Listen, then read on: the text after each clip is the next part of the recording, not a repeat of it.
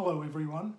Today I'd like to share with you a poem from my latest book, What the Poemster Found.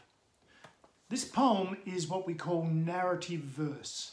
In narrative verse, the poet tells a story. It looks like poetry on the page, but when we listen to the words, it sounds to our ear like someone is telling a story, and that's exactly what they're doing.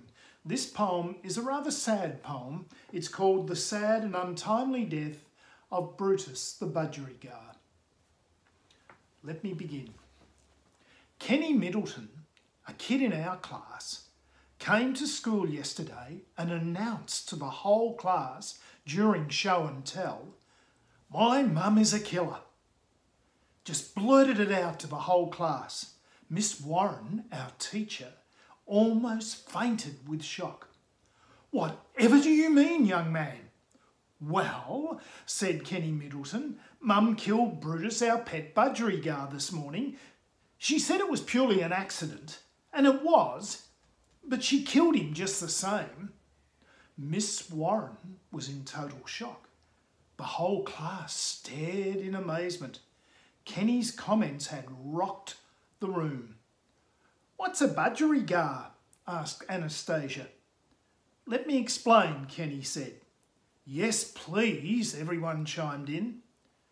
"We were about to leave for school when Mum gets a brainwave, decides she will quickly vacuum the carpet before we all pile into the car.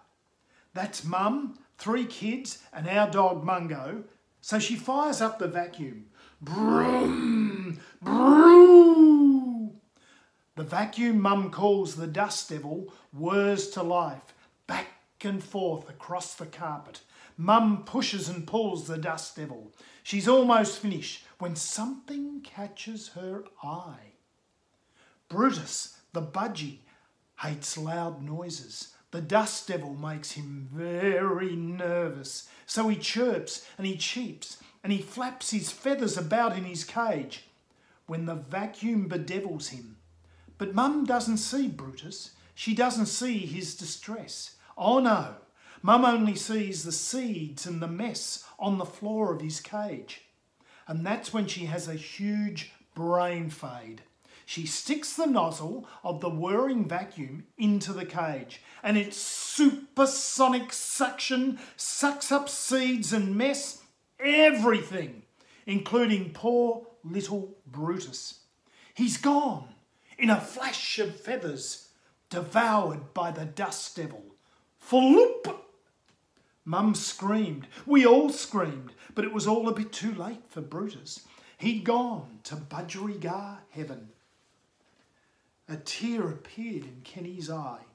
His mum keeps apologising, he says, but it won't bring poor Brutus back. Kenny told us he now wants an eagle as a pet, or maybe even an emu.